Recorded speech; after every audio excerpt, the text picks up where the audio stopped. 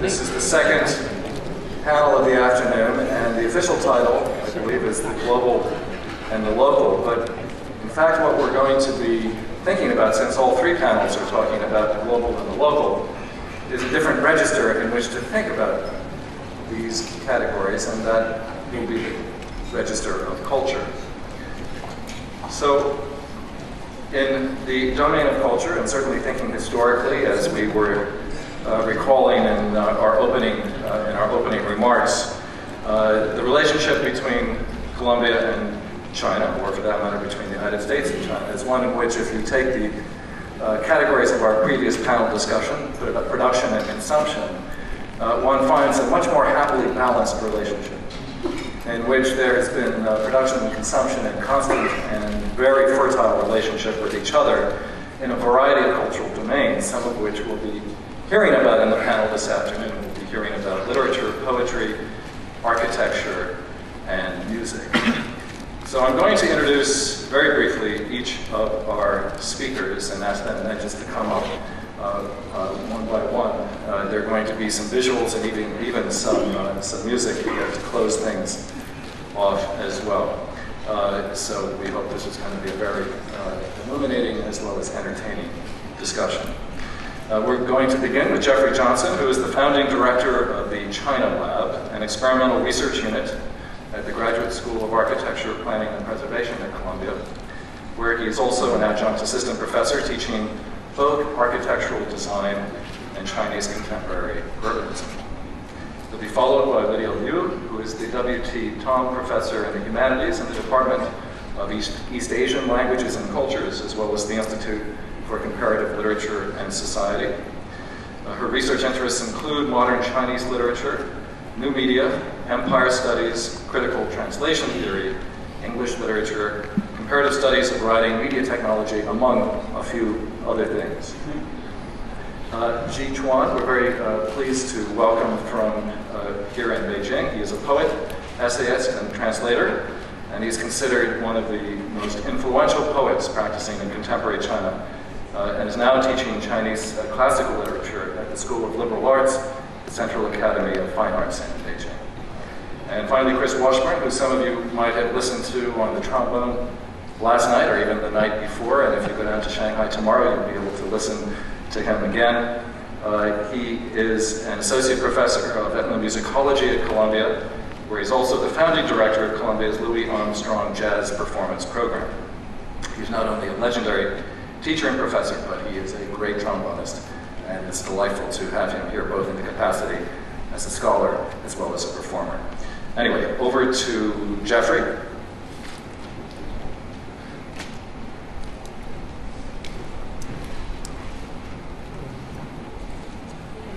Thank you, Professor Dirks, and thank you, Professor Cohen and Weatherhead for the invitation today. It's quite an honor to be speaking here. Because I focus my research at China Lab on the contemporary Chinese city and its architecture, I wanted to direct my discussion today towards the architecture and urbanism in China since the reforms. My intention is to illuminate how the architecture and urbanism in China during the past 30 years, and even more so in the past 10 years or so, has affected the education of the architect and urban planner at Columbia and globally.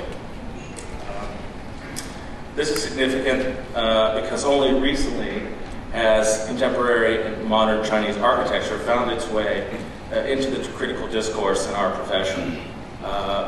China's architecture and urbanism has a long and storied past. Its dynastic history is duly represented in textbooks in Western schools, but almost nothing from post-dynastic modern era. Every book printed in English with the title Chinese Architecture ended with the architecture of the Qing dynasty. There was almost no history of 20th century Chinese architecture available in the West.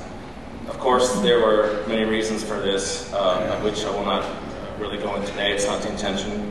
But it's really important to say that the influence of the architecture and urbanism in China now is changing the way we think about cities and about architecture.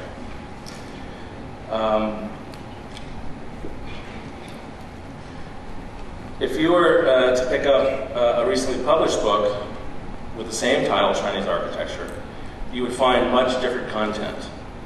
More than likely, you will find the majority of the book dedicated now to work done in the last 10 years. So again, now there's this complete shift in the focus of the contemporary here in China from the historic. And what's becoming interesting is now that there is an effort to think about what's been happening in the last 50 years here in China and how significant it might be to the way that we think about its future. The same is true for urban planning and design. There are now Chinese cities with millions of inhabitants being studied in academia that almost didn't exist 30 years ago. It is well documented that since the reforms, China has experienced unprecedented urban expansion at a rate never before seen. It took China nearly 30 years to accomplish what it took America and Europe an entire century to accomplish. This obviously has profound effects on how we think about the growth and development of cities and how we must design them. Just some historic images. I'm just going to sort of roll through some images as I go along. I don't want it to spend any time really on any of these, but again, these are just some examples of what we would have known and understood Chinese architecture and cities to be represented in the West. And the sort of rapid urbanization is going to continue, and it's expected and projected that in the next 15 years, Chinese urban population will grow by 300 million people. That's equivalent of 30 New York cities. So it's amazing. So again, this is really important. And understanding China and urbanism is important not only for China, but for the world as it's also continuing to globalize. In the spirit of today's event, I wanted to sort of present 5 important characteristics of contemporary Chinese architecture and urbanism through comparison with the work of an architect of historical notoriety here in China, and also that studied at Columbia in the 1920s. His name is Dong Daiyou. As you saw from the title of my talk today, it's 5 Lessons from Dong Daiyou.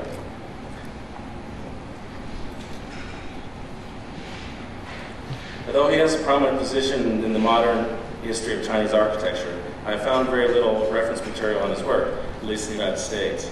And in limited historical resources that I found, there has been nothing written directly that links Dong's work with that of the contemporary city. So that sort of encouraged me today to try to make some kind of link. So you'll have to sort of bear with my own experiment here of, again, linking the past with the contemporary and the future. And it's sort of these 5 lessons, in a way, aren't sort of intended to be a comprehensive list of sort of new ways of thinking about the city, but 5 that I think are very important ways of how we think about the future architecture and the future of the city. So to locate Dong Daiyou within the lineage of the architect in China, historically architecture in China was largely based upon the practice of the master builders, trained through years of apprenticeship on oral and literary traditions, and on the interpretation of the rules of ancient treatises such as the Yingzhao Faxi, a Song Dynasty carpenter's text. After the fall of the Qing dynasty, Chinese students began to study architecture at European and American universities, where they were directly exposed to the history and practice of Western architecture and construction methods. Dong was part of this generation, studying architecture at the University of Minnesota, followed by graduate studies in fine arts and archaeology at Columbia University. Like many of his colleagues, Dong returned to China after graduation to practice. Again, because I have limited representation of Dong's work, I will focus on his most prominent position held as an architect and his most widely known project. In 1928, he was hired to be the architectural advisor to the commission charged with overseeing the design of the new Shanghai government as part of the Greater Shanghai Plan. This most important project in Shanghai at the time represented for the government a new post-colonial identity, and the architecture of this project was overseen by a Columbia alumnus. The major component of the Greater Shanghai Plan was the Civic Center, which, even more significantly, Dong took over architectural responsibilities after an open public competition failed to inspire the commission. What the commission stated with the proposals that were submitted was that the entries lacked monumentality and boldness. So if I were to start with sort of lesson 1 from Dong, be bold. Dong was quoted to say, "The Civic Center will be a great monument to the new China." And here you see sort of the master plan.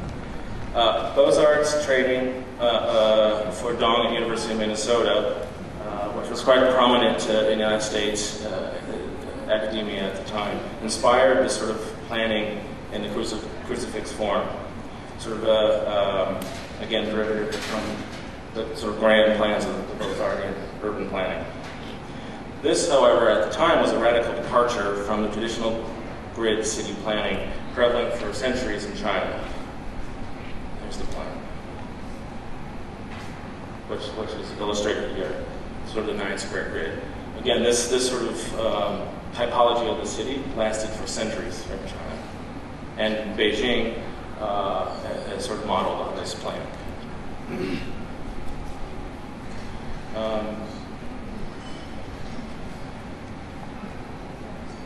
Even though sort of this axial plan maintains sort of the axial hierarchies, similar to traditional Chinese organization, as you see in these plans in Beijing, the plan was entirely open in the landscape, contrary to the traditionally protected and enclosed compounds of seats of government up until this time.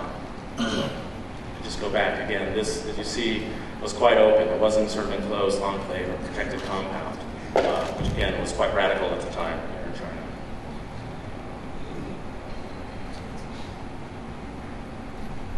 And sort of to carry that through historically, unfortunately, sort of the plans were halted in 1937 with the invasion of the Japanese. But again, there is sort of a history and lineage of boldness and grandness in China. One, for example, were the 10 Great Projects by Mao, which were intended to be completed within 1 year. I mean, so again, we see this notion of grandness and boldness here in China. And if we were sort of to borrow from a great American planner, Daniel Burnham, make no little plans, in a way, could also be a motto. It's something that, in a way, that Dong's education in America would also be familiar with when Daniel Burnham helped rebuild Chicago after the Great Fire and planned the World's Expo in 1893. Again, we can almost make a link now to the new Expo happening in Shanghai, right? Again, grandness, boldness is a key. Amazingly, after Dong won overwhelming support from the Commission, he was able to conceive the designs of each of the buildings, produce architectural drawings, then oversee the construction of many of the proposed buildings of the Civic Center within only 6 years, including the Mayor's Building, Municipal Library, Museum, the hospital, China Aviation Exhibition Hall, and Athletics Complex. So again, taking over the architectural commissions and getting it done, seeing it done, was one of the traits and great significant accomplishments that Dong provided the city of Shanghai. Again, unfortunately, halted by the invasion. I'll just show again some examples of we're quite familiar with the notion of boldness and experimentation. These are built work and proposed work for China. So you can see this is important for an education of an architect, these kind of projects. And this is a young architect, Chinese architect, and friends of ours here in Beijing who is building this building in Toronto right now.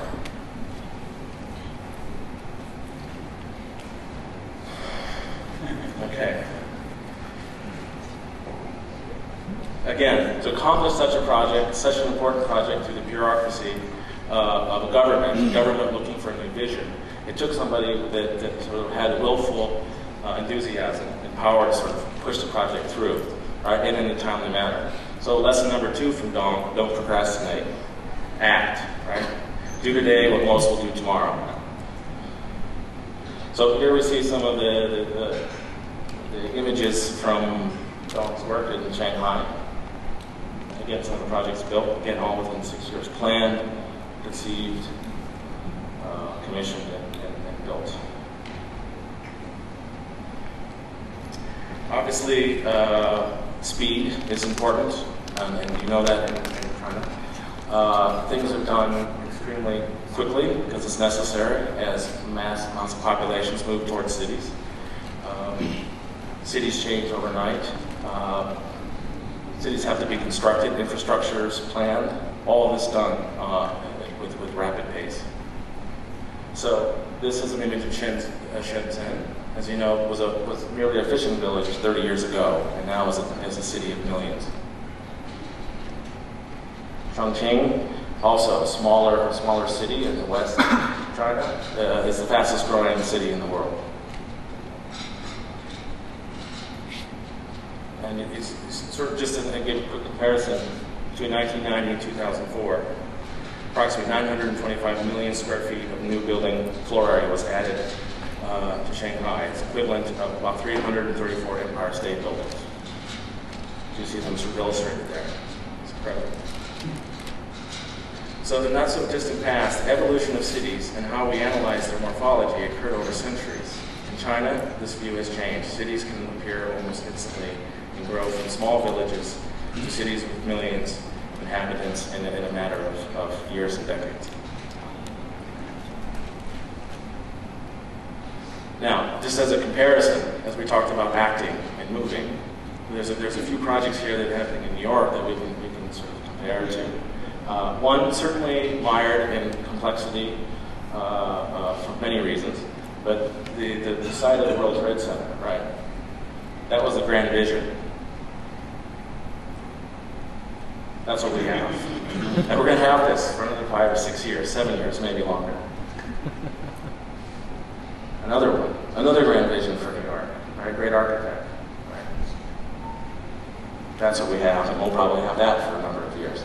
So again, an example, China, I mean, the way it operates is certainly different for an architect and planning, but again, bureaucracy and decision on the part of America, other cultures, in a way, especially in places like New York, sort of contradicts the notion of progress in a way for architecture.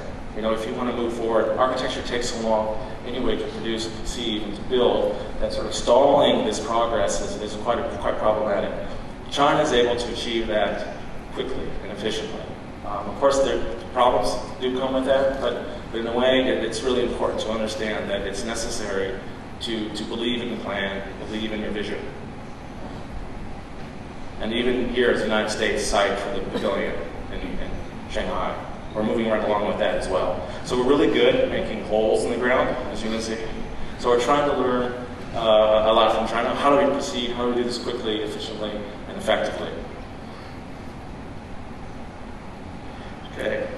So the project brief for the Civic Center, back to Dong, asks for sort of practical solutions of a modern city planning and to present a new China. How do you represent modern China through practical means? Experiment. That's number 3. So here's one of the buildings. Again, let me say, doesn't seem very experimental, for sure, in comparison to what we've seen. But sort of Dong believed it was absolutely imperative to utilize all of the advances in modern technology to construct a future China. His training and practical experience gained in America enabled him to bring with him knowledge of these advanced technologies like steel and concrete construction, which is what these buildings were constructed on at the time. Even though he was trained in the Beaux-Arts tradition, he believed that a modern China must be unique and forward-thinking, yet possess Chinese characteristics. This approach at times created some stylistic contradictions, yet also produced some interesting anomalies and combinations. So here you see again some concrete construction, some Beaux-Artian base, a Chinese roof, etc. Interesting, I guess. But anyway, he was willing to experiment. How do you accomplish sort of both an identity, the Chinese identity, with sort of modern technology? In a way, what I want to advocate here is that you have to experiment. You may or may not believe this or like the outcome, but again, you have to experiment to find that solution. Dong was one that was actually ambitious enough to look for it. His house, I guess, which I couldn't find any imagery, was actually quite a very modern house. So again, he was believing in traditional Chinese architecture, but also living a very modern contemporary life. And here I just want a few more examples of young Chinese architects and their work happening now here in China.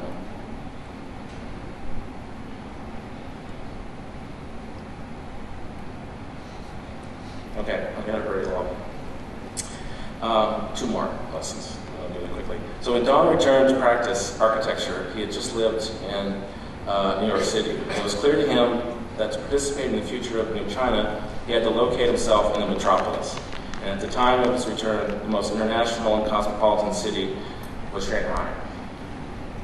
So lesson 4, believe in the city. So the populations of the world are becoming urban, even more so every day. As global population, we've just recently topped 50% living in urban areas. And this trend only seems to continue. The city is our future. So nowhere else in the world does the city and city planning hold such high levels of respect, considering that in both Shanghai and Beijing, there are complete museums dedicated to city planning and design, each in very prominent locations. For example, here in Beijing on the southeast corner of Tiananmen Square, and in Shanghai in People's Park, immediately adjacent to City Hall. So, cities are understood as significant relationship to culture and to governance. In addition, the future in China will also be ecologically sustainable. In the most recent few years, China has placed an emphasis on the health of its cities and has proposed a few new green projects. Sorry, here's some images from, I'm sure you've all seen these massive models. Again, so they proposed a number of sustainable green cities that are sort of in planning and under construction. This one being Dongtong near Shanghai, and this one being in Tianjin. So there is a future. The future of the city should be sustainable, and China is dedicated to pursuing that future. And we can all learn from that. And even solar energy, etc. Okay, lesson 5. Become the future. This brings me to the last point. When Dong returned to China, his ambition was to represent the first generation of Chinese architects. The history of the architect in China was to begin with his generation, and how they defined the Chinese practice was critical. It is clear that what has been happening in China in the past decade has already affected the way that architecture and urbanism is considered.